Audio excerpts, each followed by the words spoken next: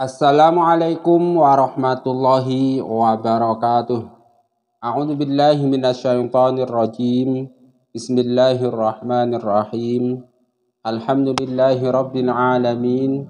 Allahumma salli wa sallim ala sayyidina Muhammad wa ala ali sayyidina Muhammad. Amma ba'du. Kaum muslimin rahimakumullah, marilah kita sama-sama belajar melanjutkan membaca kitab Sahih Bukhari karangan Imam Bukhari. Kali ini kita sampai pada bab ke-10, yaitu tentang babun al-ilmu qoblal qawli wal amali. Berilmu sebelum berkata dan berbuat. Pada bab ini, Imam Bukhari ingin menjelaskan kepada kita bahwa sebelum berkata-kata, sebelum melakukan suatu perbuatan, seyogianya memiliki ilmu terlebih dahulu tentang apa-apa yang akan kita katakan, tentang apa-apa yang akan kita lakukan. Dengan kata lain begini, kalau ada pertanyaan, ilmu dulu baru beramal atau amal dulu baru berilmu? Maka menurut Imam Bukhari pada bab ini menjelaskan berilmu dulu baru beramal. Nah, untuk mendukung pendapatnya tersebut, di sini Imam Bukhari itu mengutip 13 dalil. Yang pertama, beliau menuliskan liqaulihi ta'ala fa'lam annahu la ilaha illallah fabada'a bil ilmi wa anal ulama'a hum warasatul anbiya'i. Nah, dalil yang pertama, Imam Bukhari menuliskan fa'lam annahu la ilaha illallah fabada'a bil ilmi. Tuh kan, dalam Al-Quran saja dijelaskan fa'lam, berilmu dulu. Kemudian annahu la ilaha illallah.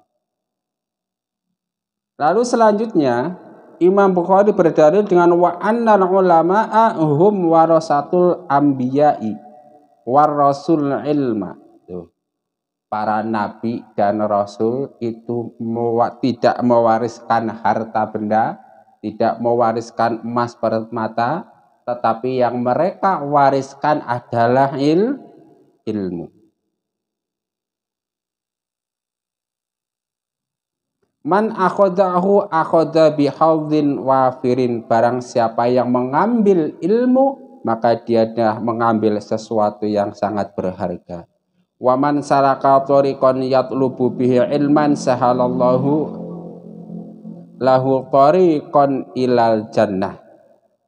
Barang siapa yang menempuh jalan menuntut ilmu, maka Allah akan memudahkan jalan menuju surga.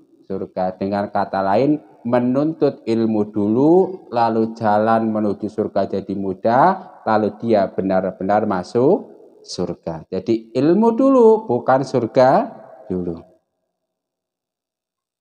Wa qalla jalla dzikruhu innama yakhsyallaha min ibadihil ulama. Lagi-lagi.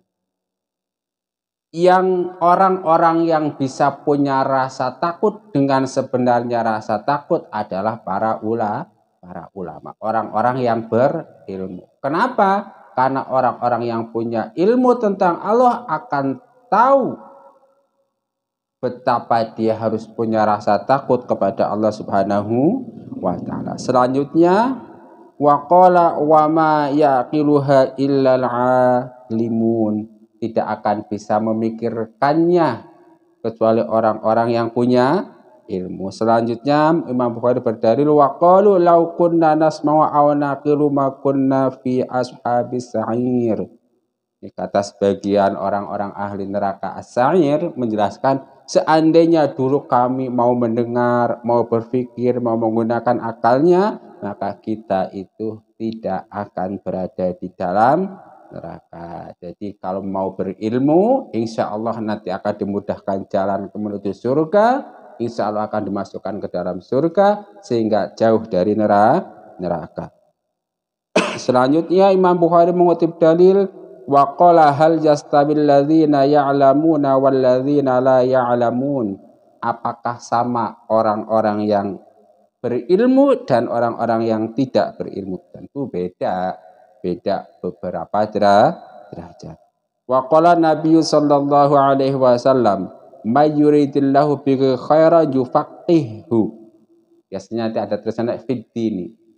Di barang siapa yang dikehendaki jadi orang baik oleh Allah Subhanahu wa taala, maka dia itu akan difaqihkan dalam urusan ilmu agama. Dengan kata lain, kalau dia berilmu, itu merupakan salah satu ciri kalau dia akan dijadikan oleh Allah Subhanahu wa taala sebagai orang yang baik.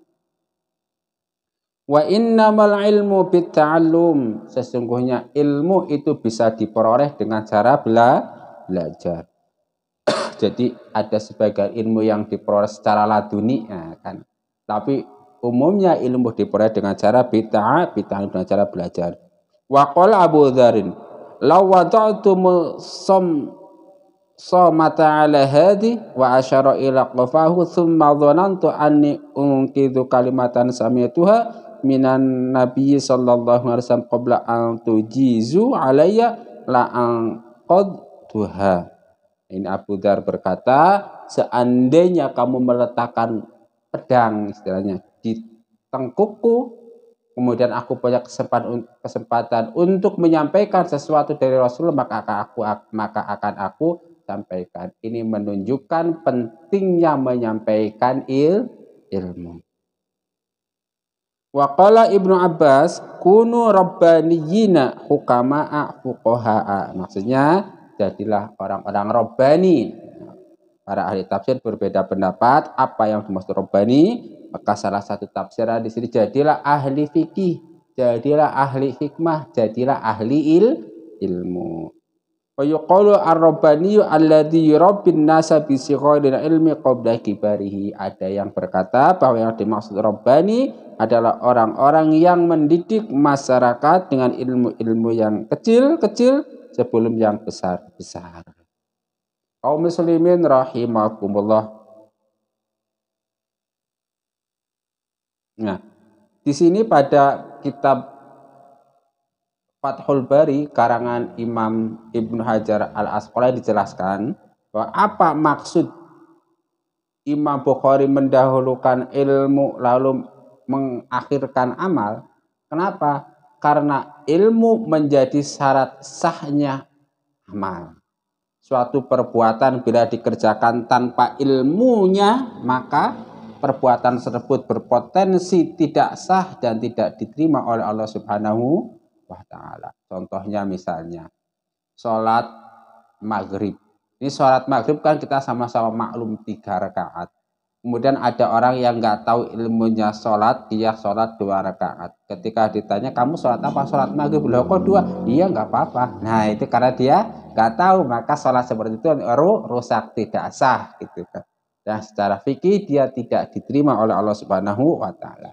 Dengan kata lain, ketika kita mau beribadah, mau beramal soleh, sholat maghrib yang tadi misalnya, kita harus belajar apa itu sholat maghrib, rukunya apa saja, yang membatalkan apa saja, syarat sahnya apa saja. Barulah setelah tahu kita kemudian melaksanakan sholat maghrib.